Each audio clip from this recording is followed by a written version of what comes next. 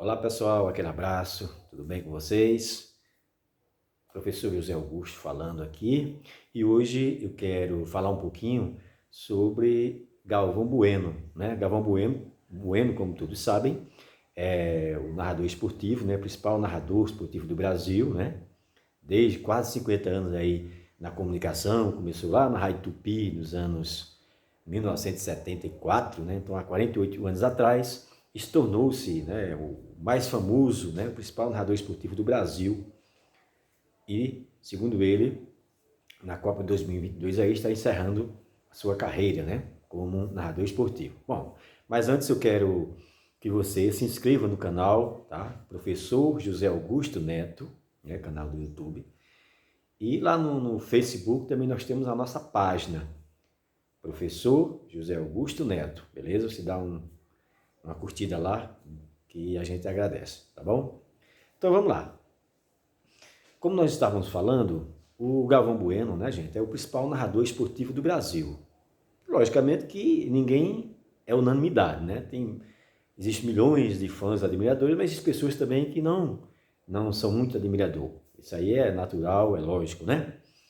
Mas assim, eu queria fazer a seguinte reflexão em relação ao Galvão.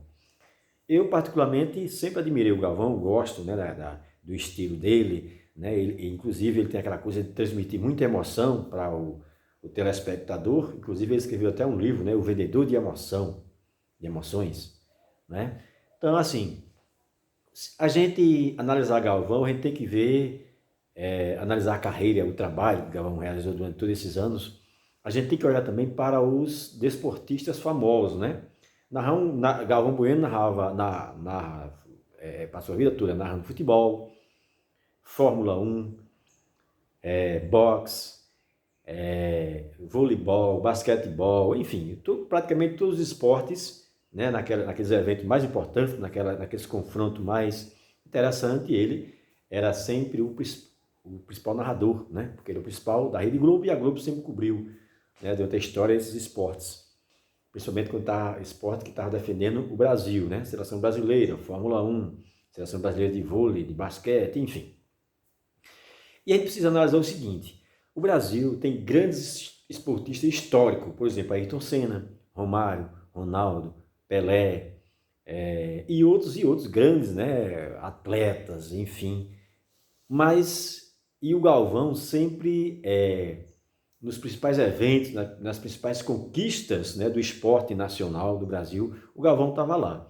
Então, eu diria o seguinte: esses grandes nomes do esporte do Brasil talvez não tivesse conquistado tantos fãs se Galvão Bueno não tivesse transmitido, né, toda aquela emoção durante os jogos, durante os confrontos. É claro que o cara é um atleta, tem toda a competência, seu talento, isso é o que, né, leva o nome do atleta, mas é claro que um comunicador, né, que sabe transmitir emoção, que ele, logicamente, ele contribui para que aquele profissional, aquele atleta, né, aquela estrela lá, consiga muito mais fãs, né? Imagina aí o Ayrton Senna, né? Quem acompanhou, quem sabe, quem vive vídeo, sabe como era as transmissões quando o Senna estava chegando lá na reta de chegada, né? Que ele gritava lá, Ayrton Senna do Brasil, né? Enfim, nas manhãs de domingo, infelizmente.